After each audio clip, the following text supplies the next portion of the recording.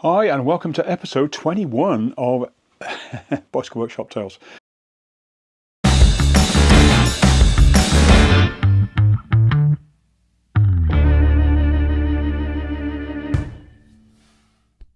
Yes, got the last week's out. Didn't go out till Monday, but I think I'm going to change the day I post my videos out anyway. Sunday, apparently, according to YouTube, is not a good day to post videos out. So I'm going to put it out in the week from now on. I'm not sure which day. It may be a Wednesday. We'll see. But the last episode went out Monday, which is today. So it's been out about an hour ago, actually. And it actually wasn't that bad. I for some reason, I got in a bit of a downer and thought that it was not very good. But I watched it back and it wasn't that bad. Anyway, I haven't read any comments yet, but hopefully you agree. Anyway, this week I've got some bike prep to do. I'm going to sort the surly out. If you remember, I put these tyres on, but I haven't put any sealant in them, so I need to do that. They're just starting to lose a bit of pressure. Oh, in fact, it's only the front one. The back one's still solid. And I also need to tighten up the crank. I got the tool, if you remember, last week from the shop, so I'll tighten that up. I'll show you about that in a minute. And then I've got some other bits to sort the Rally out. So I've got my cables, grips, and various other bits, and I've got my box of bits out, so I should be going through all that. Probably going to make a start on that this afternoon. But first thing to do, before I forget, is to tighten these cranks up. Yeah, Shimano cranks have this little, it's like a little lock ring. If I undo it, I'll show you what I mean. And it only needs to be finger tight. So this is what holds your crank on effectively, and then you tighten the pinch bolts up. So this just pops out. So there, that's the thing I was talking about. It's plastic, and it goes in the end of there, and without it, you can pull it off. So effectively, it comes off. Now there's a little I haven't undone it. There's a little thing that flicks out, a little key that also holds the crank on. It slots into a little groove in the into the crank to stop this literally falling off. I'm not going to flip it up now, but what I'm going to do is all you got to do when you put the crank on, push that tab down, put this on.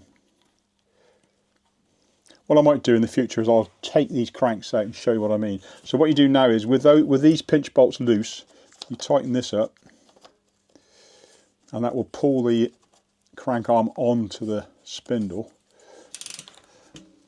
Just tighten it up finger tight, that's it, and then you do up your pinch bolts, and that's it.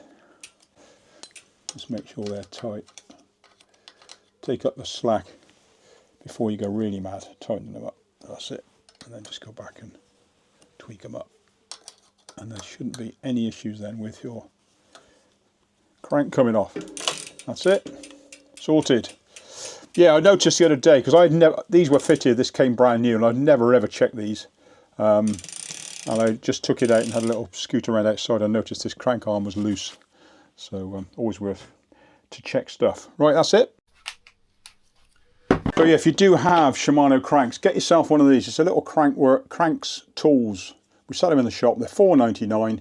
It's actually quite easy, simple little thing to carry with you, because you may well, like that came loose, I could really have done with this. So chuck it in your toolkit. Really, really handy. It's dead simple. Weighs nothing. So that's going to go in my toolbox. That'll stay there. Right, okay. I might just put the sealant in these tyres while I've got the chance, because I'm probably going to ride this bike quite a bit in the next few weeks. I really am keen to try these big tyres out, these 3-inch 29ers. It rolls really nice. So I'm just going to get sealant. So that's both tyres topped up with sealant. Just going to blow them up now. Just a little reminder, the sealant I used in my fat bike wheel that I did the other day, and these, is all second-hand. It's all sealant I've used before and just saved. So I haven't actually spent any money on sealant, having done 3 tyres. This is another reason to think about what sealant you buy. It works just the same. It's nothing, you know, unless it's gone solid, it's absolutely fine. Stands, or there's some other ones as well. Joe's. Get about 18 inches there. I'll probably let these down once I get out on the road, but just want them hard for now, just to blow the sealant around. Right, don't need to watch me blowing up a tyre, but you get the drift. That's it. Both done. Crank's done. Tyre's done. Success. Yeah, I'm going to get out on this next week. All my pre-riding now of the Surly 100 will be done on this bike. Okay. Oh, I do need to put these away. I'll do that after. Right, Rally. The bit we've all been waiting for. Well, I certainly have been waiting. I just wanted to get on and do this. Let's get the wheels out of the way. Let's put it up there for a minute.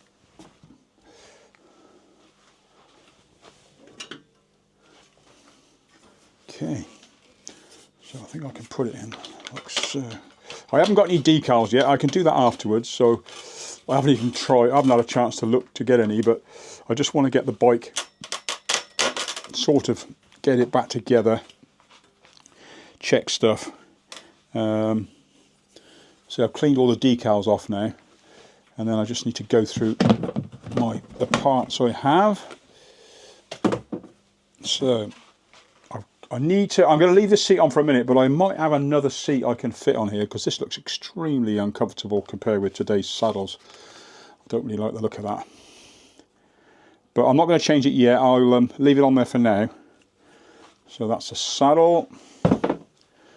Bottom bracket. So I've got mounts for camera stuff all over the place now. Just to get some shots without... You may have noticed some unusual shots arriving lately on the bike and various other things. Right. I don't want to get grease everywhere, so I'm going to put that on a cloth. Like so. I'll probably lay all this out on here. So bottom bracket. Headset parts are on the forks. That can go there. I've got to get these stickers off actually, I forgot about those. Yes, forgot about those. So I suppose the sensible thing to do really is to put the forks back in and the bottom bracket. So let me just have a look. What do I need to do to this, if anything? I don't think I need to do anything really. The grease is clean, relatively new. So I think I will pop it back in as is. Doesn't look too bad. Got the little tab in there from the... Oh no, it's a bit of fluff. Well, I think I might just give that a bit of a clean out. Now, as you know, this bottom bracket was in here and it was absolutely fine. So I don't see any reason that the threads will be damaged or I need to do anything. But on some old frames, if you get a frame like this that's got nothing in it, you need to chase out the threads in the bottom bracket. And I haven't got a thread chaser here. There's one in the shop, but I can show you. I'll put an image up of what it looks like. And you just screw it in. It's handed left and right. And it just chases through the thread. It just runs through the threads and makes sure they're clean. It doesn't cut a thread. It just cleans the threads out. So that's quite a good thing to do on an older frame when it's been sat around, or any frame really, or even a brand new frame. Sometimes when a frame's brand new, it'll have little burrs or something like that. So it's always a good idea perhaps to just chuck a chaser through just to make sure there's nothing there. And also when you put in a new frame, putting a bottom bracket in, put grease in there. You do not want anything to bind up, especially if it's all aluminium or anything like that, because once it gets hot and binds up, it'll just weld itself in and you won't get it out. It'll be a nightmare. So put grease in it. Always put grease in the threads of any bottom bracket, just to make sure. It's not too bad on steel, but aluminium is notorious for just picking up, or even titanium actually, and just sticking, and you just cannot get it out. So we don't want any of that going on. Right, so I'm just going to put a bit of grease in that thread and pop the bottom bracket back in.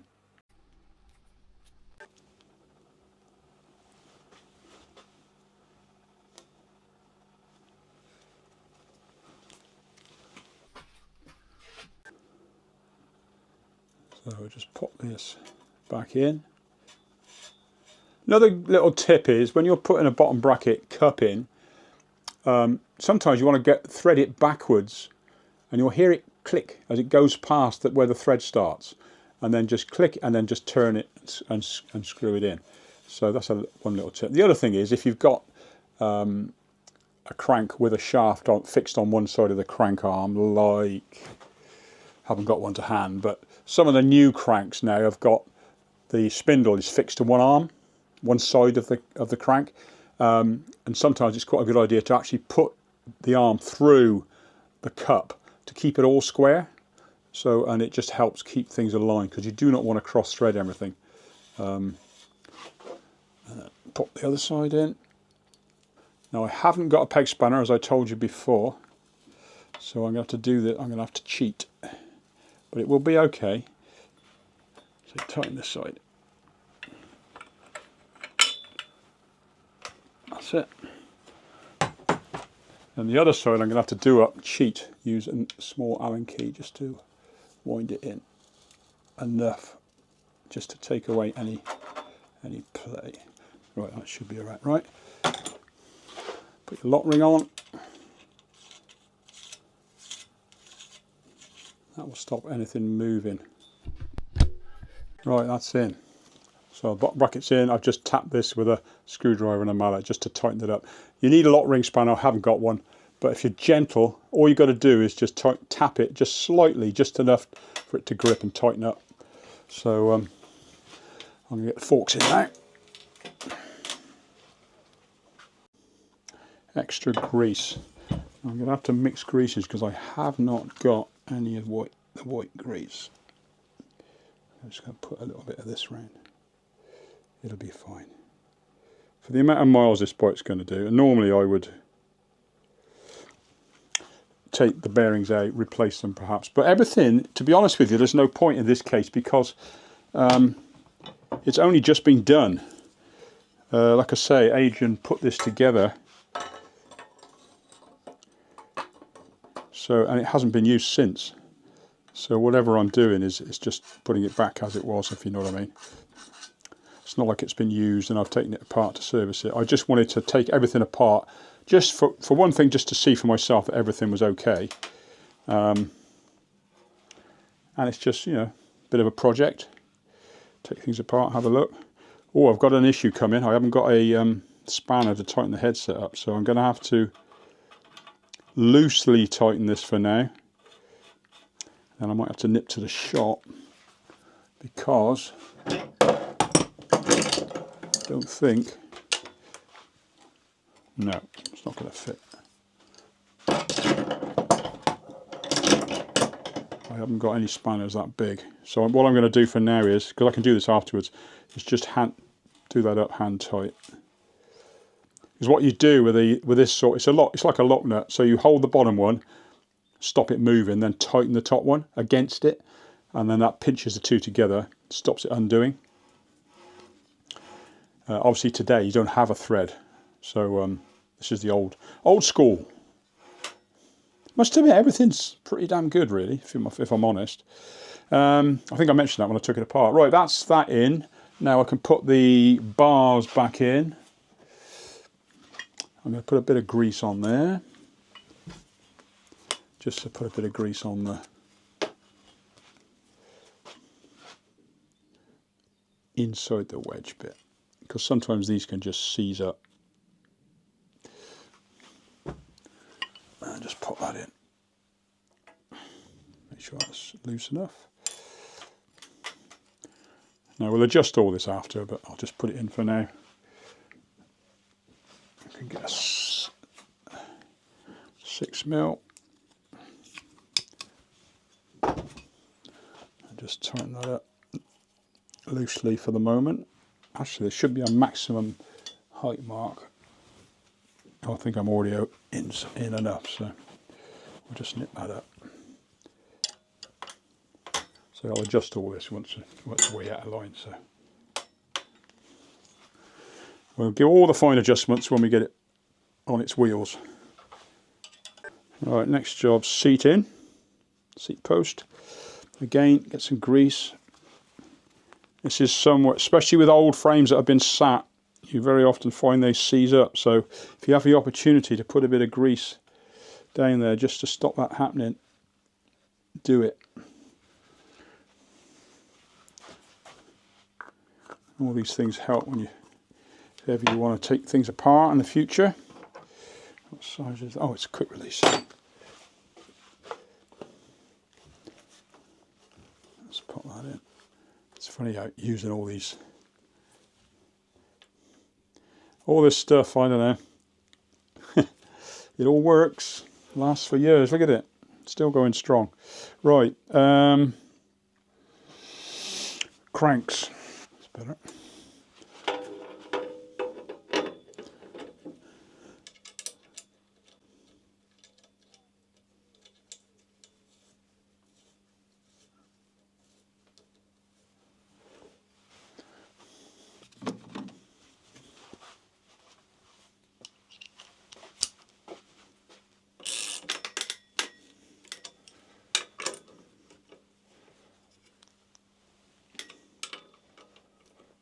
There's no torque settings with these things. You just want them tight because you do not want them coming loose. So what have you been up to this week? Or last week? Yeah, I'd be interested to know what you guys have been up to. Anyone got a YouTube channel you want us to know about? By all means, post a link. More the merrier. It's always nice to discover different people's channels and what they're up to. I know I make YouTube videos, but I also watch loads. So always looking around for interesting things to watch. We're getting there. It might seem a little bit of a why did you bother taking it apart thing, but like I say, I wanted to make sure everything was tickety-boo before I went off and used it. So we'll just do that very thing.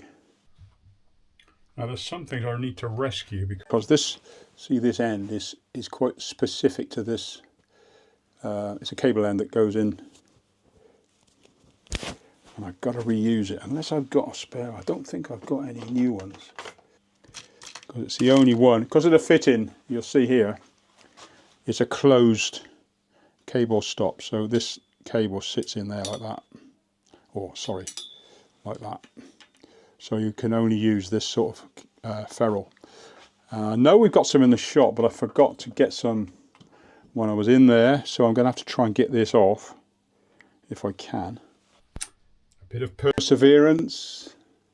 Bingo! Just need to run a little file around it just to take the burrs off because it's a little brass. It's brass, so it's quite soft. Let's just run a file over a file. So I'll just chop this up. Ready to suit.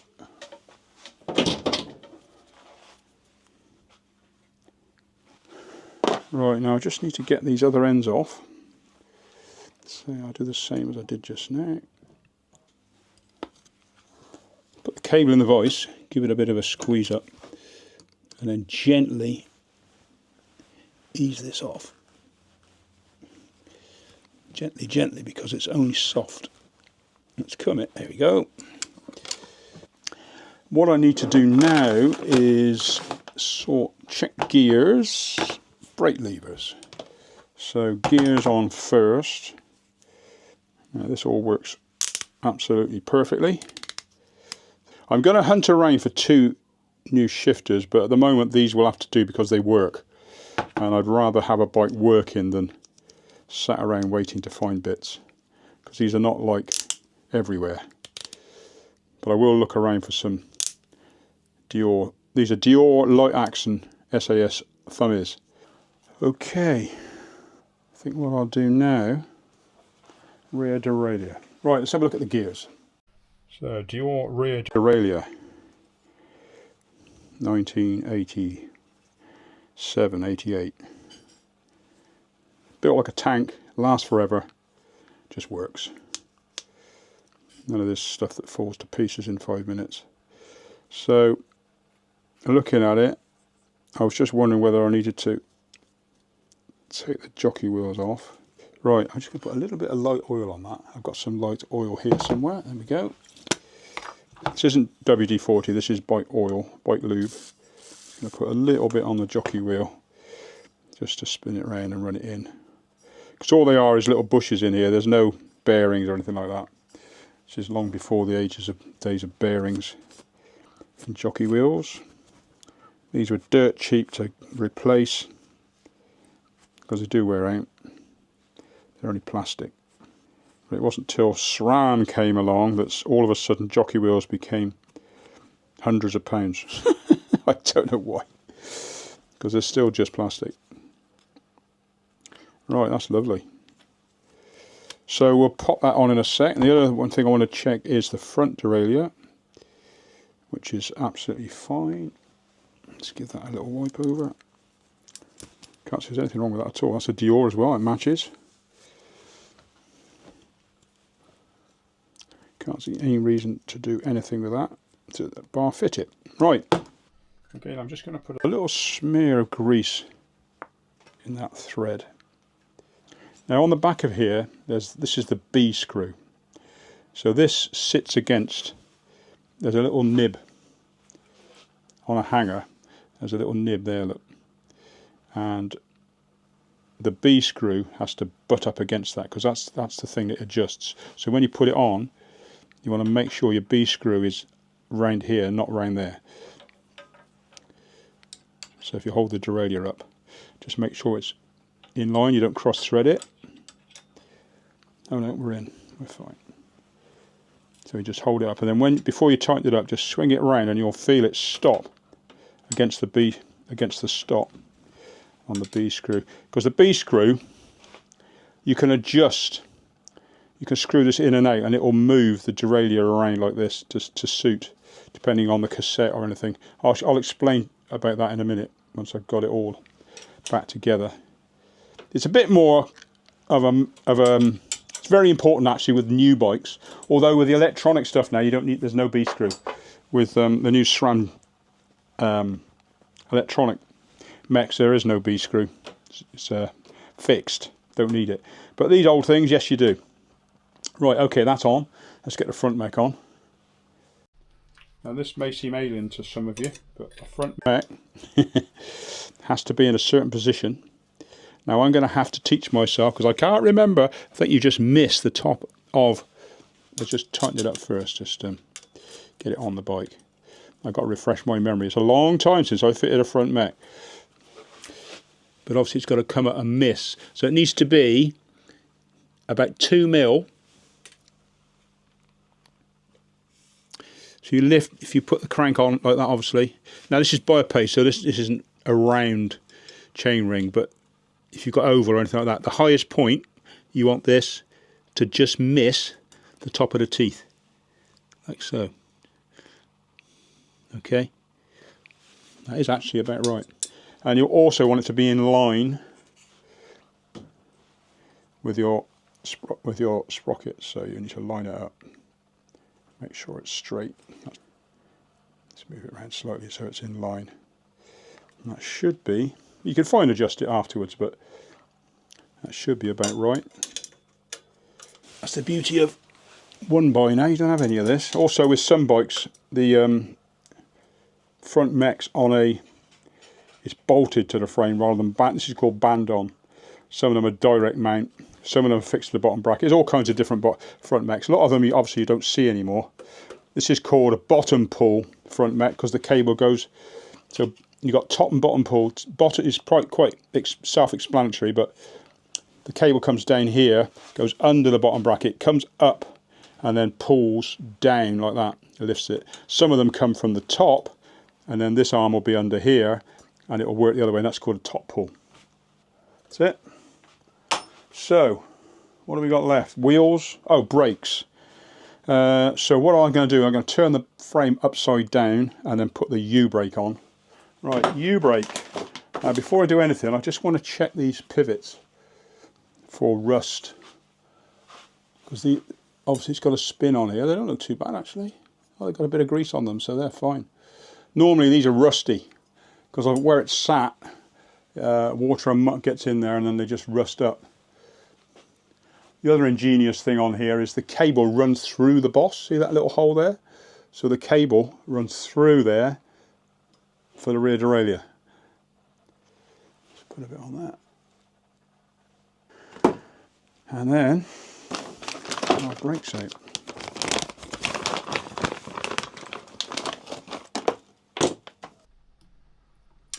Well, that took a bit of fixing. I wish I'd filmed it. Hang on.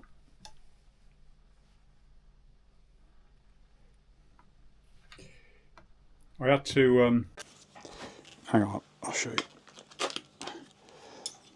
Inside there's a little coiled spring, and it's got a slot in the bottom, and this black thing, there's a groove for the other end to run in.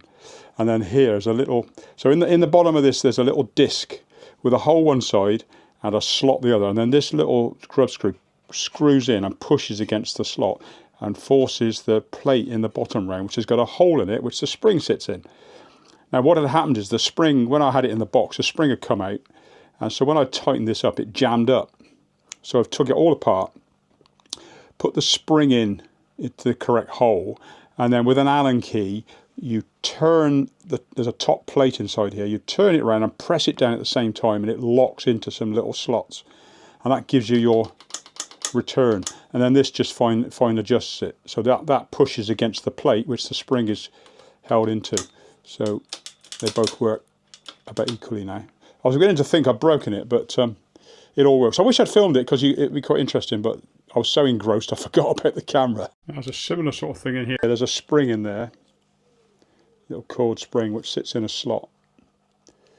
So that's your return spring. Very simple. And then the other end of it, there's 3 holes. See the 3 holes? Now, depending on where you put them, that gives you your tension. You can adjust the return tension. So the further you go round, the more. I tend to put them in the middle from memory. So you put that on, and you put that in the middle hole. It should go in. That's it. And put your bolt in and do her up.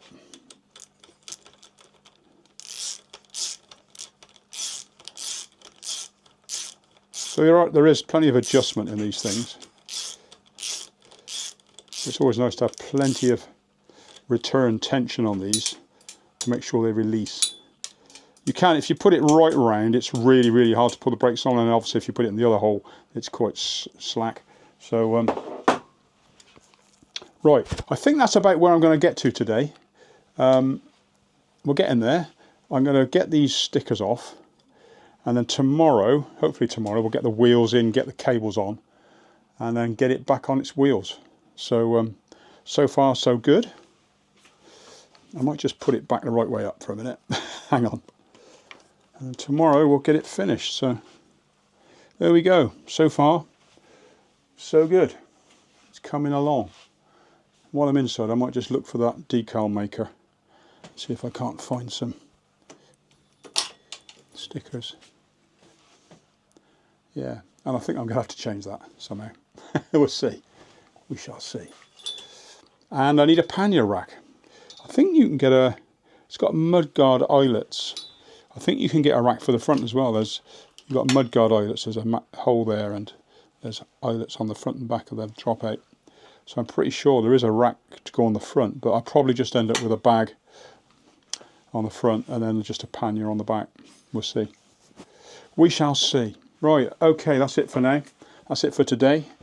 I will come back to you probably tomorrow. Okay, have a good one.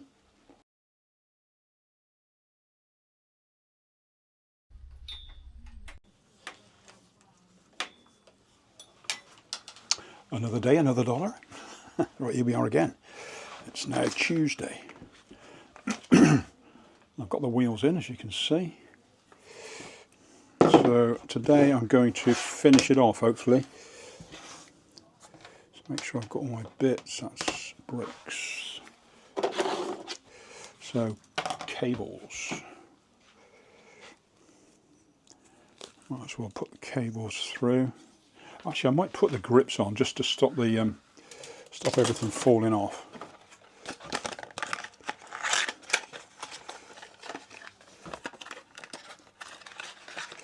these ESI, I mean, they're not the same as the originals, but they're close in as much as they're not, because the originals were foam.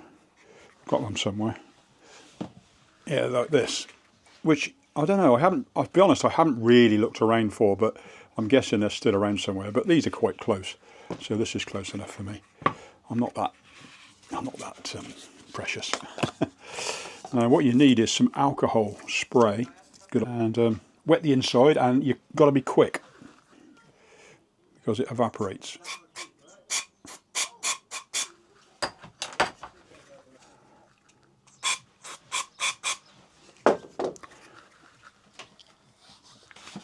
Bingo. Yeah, that's good stuff for getting grips on like that, like a BMX or anything like that. Use some alcohol because this evaporates and then disappears and the grip. Connecting these gears up is just so simple, it's almost criminal. Right, so you just do that. That's it. It's really complicated, isn't it? Actually, yeah, that's right. It's almost too simple and you think you've done something wrong. That's it. Same on the other side. I won't do the other side for a minute. I'll just put this on.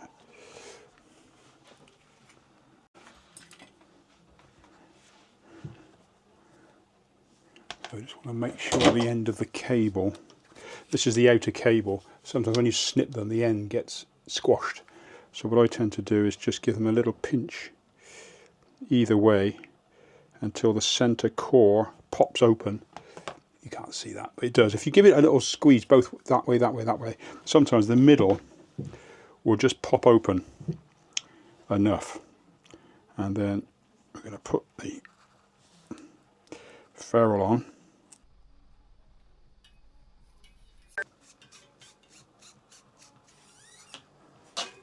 Oh, it's a long time since I did this.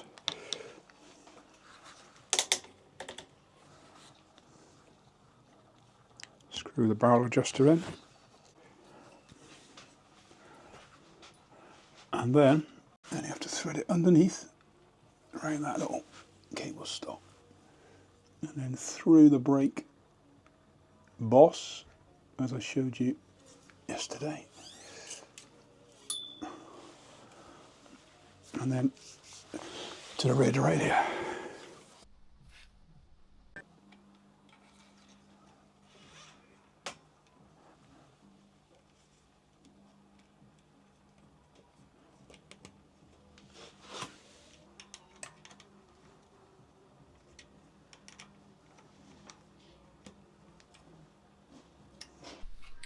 As with all of these derailleurs, these two screws here are stops to stop it going too far this way towards the frame and too far that way into the spokes. It does not, these do not adjust gears.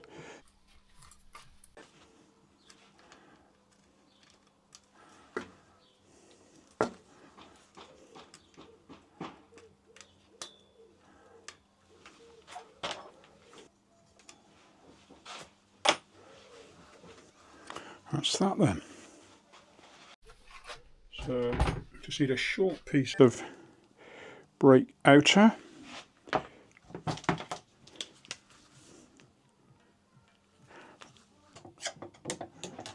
I always keep a little pick handy for things like this, then you can just pick just to make sure the cable can get out of the... There we go. Same the other end. This brake cable doesn't cut very well because it's got a braided sleeve under the black plastic, which can deform quite badly. But right, a couple of ferrules, or at least one ferrule. I'm not sure if I need two. We'll see in a minute. It's weird doing cable brakes again. It's quite nice. I'm quite enjoying this. And this goes through the top of the stem. Funky. Which then goes straight down between the cables, connects up with the front brake. Now I don't know whether I need a ferrule on here or not. Sometimes, yeah I do. So I'll pop a ferrule on. Right, now and then you have a little, can't see can you, a little yoke for the cable. So the back of it, that straddle, this is called a straddle cable, sits in that, and then this cable threads through a hole in here.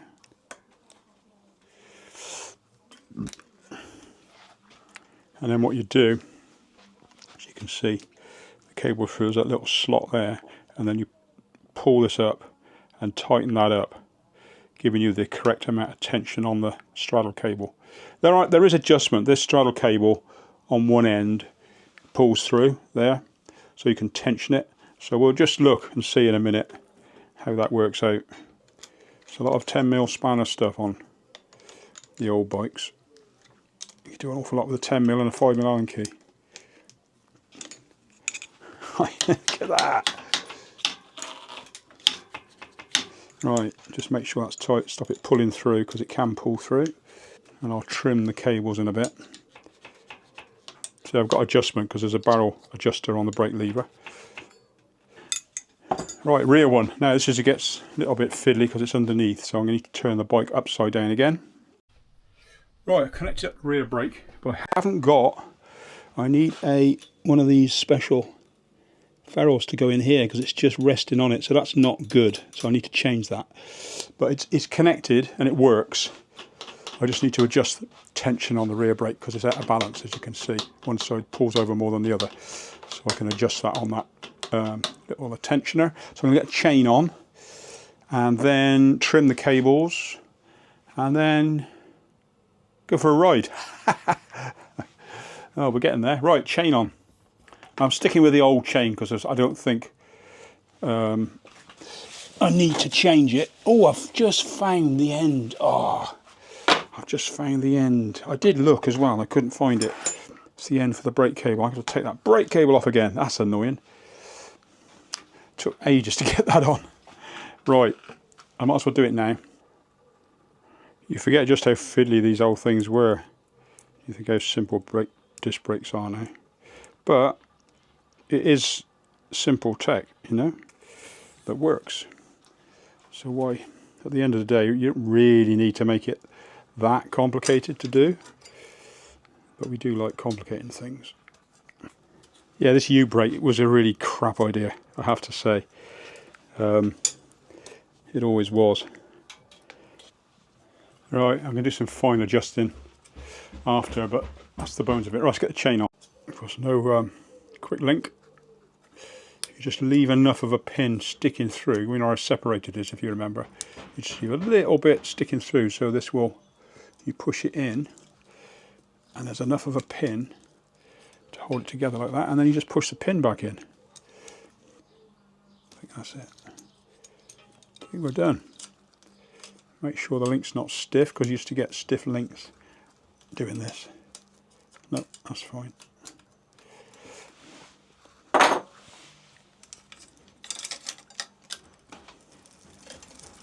There we go. It works. It lives. So there's one thing left to do. That's ride it. First of all, actually, that's strictly not true. I need to get it on the ground and just, well, I'll run through the gears actually while it's here, but I just need to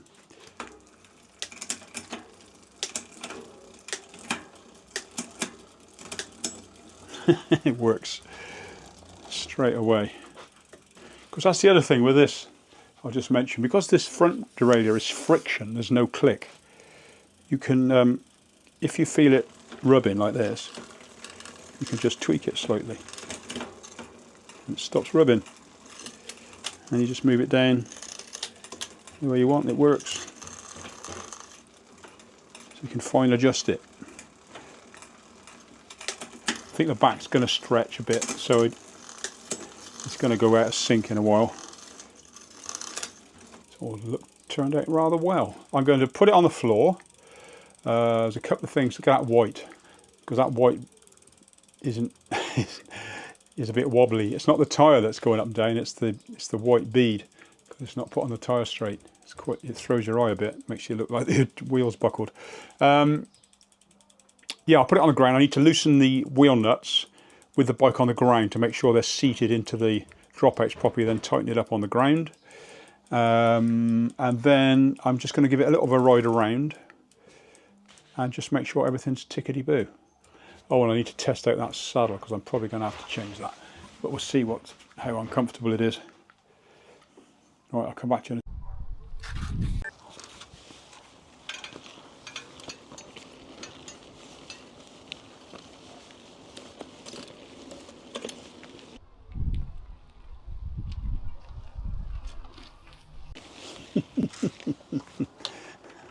I tell you what, the seat's all right. I thought it was going to be horrible, but it's fine. I'll leave it on. A few little things, just fine adjustments. Feels very small, very short. Very short. In those days, I think things were short. I don't know what they base their geometry on. But it rides lovely. It's really odd to think that I rode this down the cheese roll, or tried to. I rode this up Skiddaw in the Lake District, top of the skid, 3,000 feet up. Been all over the place on it. Raced it. And it's back, living again. Now I've got to, obviously before I go out on it, I've got to check the headset, tighten that up, and also the lock ring on the bottom bracket needs doing, and I need to fine adjust the rear brake because it's pulled through slightly. I don't want it to pull right through because that'd be a right pain in the neck. So I'll do some fine adjustment on that in a bit. But it's done, it rides, well pleased. Oh, I haven't got the stickers off the front forks. I must get those off. And then I've put a message out to see if I can find some decals for it. I found some Avanti detail. This is a Raleigh Avanti. I found some, but they were the wrong model because there's a year after this was a different colour. It's the one specifically for this bike I want. They're sort of white and blue to match. So if I can find the artwork, I'll get them made, but at the moment I can't find it. So anyway, we are at where we are. It rides well. I can't believe things I need to just double check is brake alignment to the rim because you don't want it to hit the tyre. So it's all the little fine adjustments. But I'm not going to ride it again for a little while.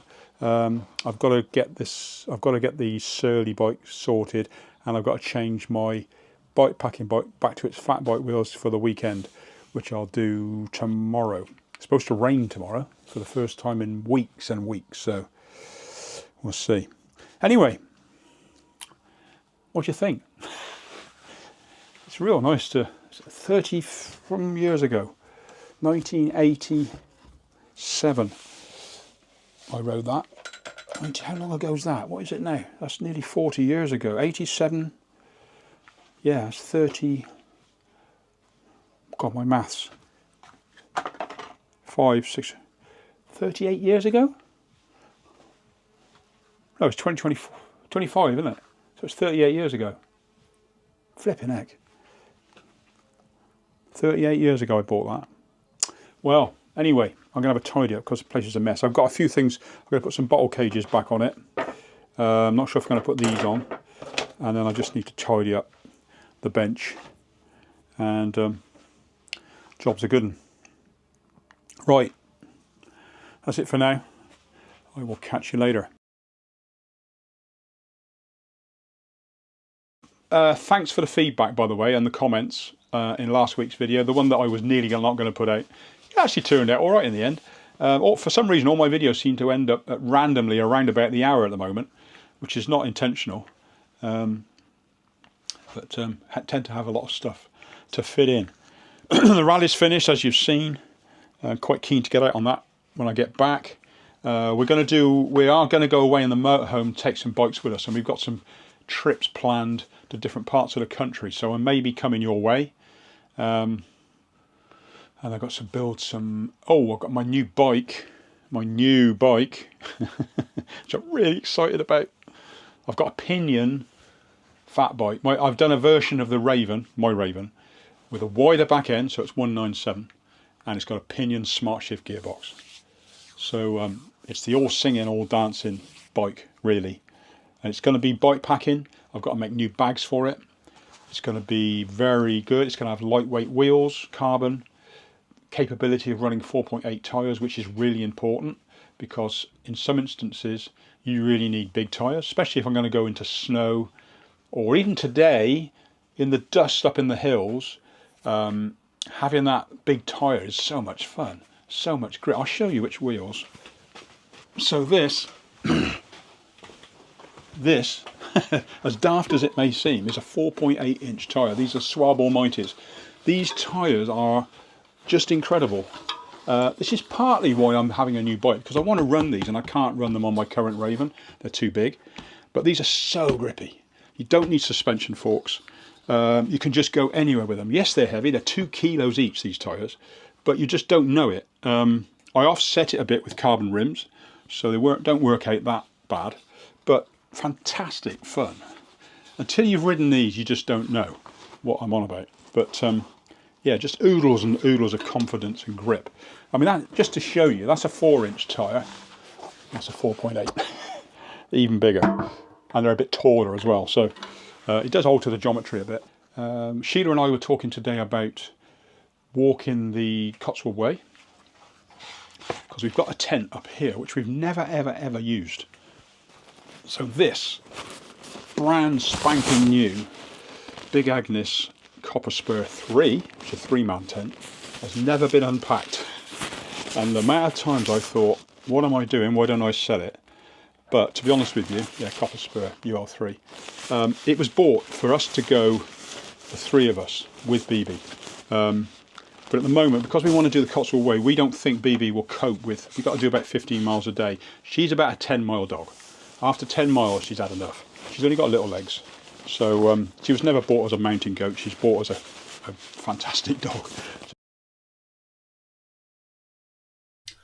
Right, so I just need to jump in here. A few things have happened since I've started filming this video. This is now the following week. The videos are going to go out on a Wednesday. I was just chatting in the video about us doing the Cotswold Way walk. I was just about to go through and explain about my prep for doing the Dorset Gravel Dash. Now, things changed, so that part of the video I've actually binned it because it's completely irrelevant. I didn't feel very well coming up to that event, and I decided to not ride it. So I suggested to Sheila that if she wanted to, she could come with me, and then we could just spend a bit of a weekend travelling around filming the event and take BB with us, and we do it differently. So that's what we ended up doing. So there will be a bit of a video. The next video will have us going on that trip and filming the event. So I just wanted to say that because yeah, I had to bin it because I went through all the stuff I was going to take and all this, that and the other, and of course it's all irrelevant because I didn't use any of it. So I just wanted to say that. So anyway, this video is going to be a bit short. This is the end of this one for now, and keep an eye out because like I say, videos will go out on Wednesdays now, about 5 o'clock on a Wednesday. This coming week there may be 2 videos because I'm doing as soon as I've edited the Gravel Dash, I'm going to put that out as a separate video. It won't be one of my series. So, and then I've got other stuff. I've been out today on the bike, so that'll be featured in a later video. So yeah, plenty to come. The Gravel Dash was really good. Really enjoyed filming it. I didn't quite get to the places that I wanted to, but I've got some other footage that people filmed for me. Okay, that's it for now. I will catch you later. Have a great week. I'll see you next time.